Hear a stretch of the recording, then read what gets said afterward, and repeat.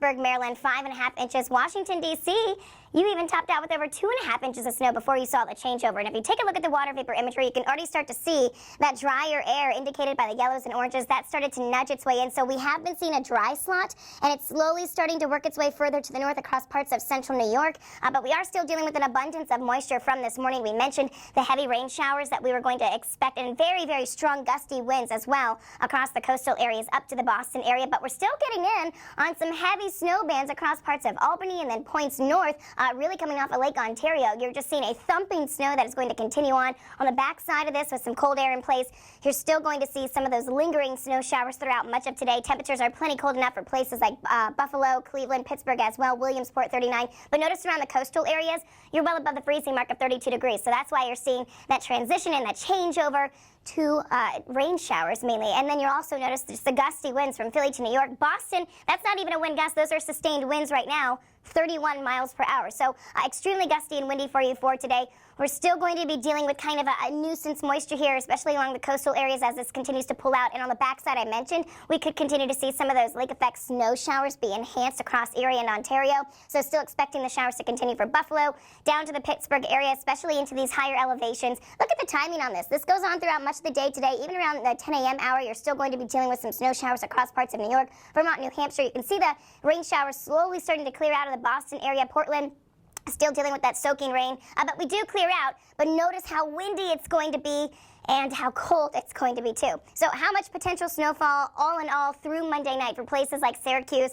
You're looking at 10 to 15 inches. Johnstown, PA up in the higher elevations, you're looking at 10 to 15 inches as well. Williamsport, we have definitely seen a lot of snow accumulation across central PA, and we could continue to see that additional snowfall for today, adding up to about possibly 6 to 10 inches in some areas. Tonight, as some of us clear out, boy, are we going to be cooling down, but this is just the beginning. Lots of colder air is going to be nudging its way in here as we head throughout not just Tuesday, but also Wednesday. We'll have to deal with another system that will be plunging its way closer to the area. So Tuesday, high temperatures. It is cold for places like Albany, 21. Portland, you're looking at 25. Philly points south, you get to maybe temperatures in the mid-30s to lower 40s, and that's about it. Then we look at another clipper that's going to pass its way across the region. You know, this time around, 2 pieces of energy. Again, I think, though, we'll start off with rain showers.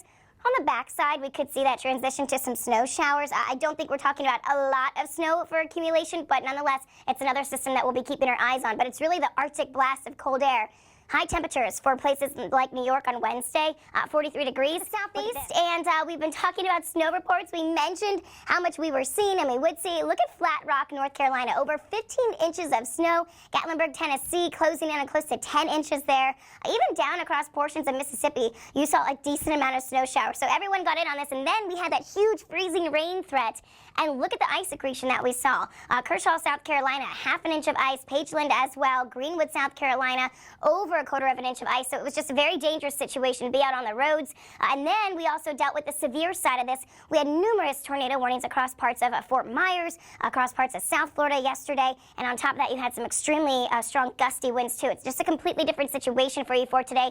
Some of you are still dealing with the gusty winds coming out of the west, places like Jacksonville, 18 miles per hour, Tampa, 10 miles per hour, Montgomery to Atlanta, it's breezy as well, but it's also cold as we have been clearing out. So Charleston down into the 40s, Atlanta 34, Montgomery 37, Jacksonville 44, but you tack on those gusty winds and it's just going to feel much cooler for the start of your work week. We do have a little bit of a warming trend on the way. You can kind of start to see that for places like Houston and Dallas, how this warmth will slowly start to migrate its way to the east-southeast. But high temperatures on Tuesday will be about 5 to 10 degrees warmer across some parts of the south for your Tuesday. And you can kind of see that. Look at the hints of little yellow, little green, nudging some milder air over here onto Tuesday. So a little warm up in store for us.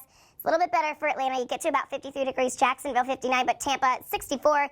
You're in for quite a cool down, and this is just the beginning because I mentioned that one system that's going to be pushing through. Well, it's rain showers for parts of the south here. Maybe you get a little icing, some refreezing going on in the higher elevations on the backside of the system, but once this pushes through, there's a lot of cold air back behind this. So some big changes on the way for some cities in the southeast as we track rain showers for part of your Thursday.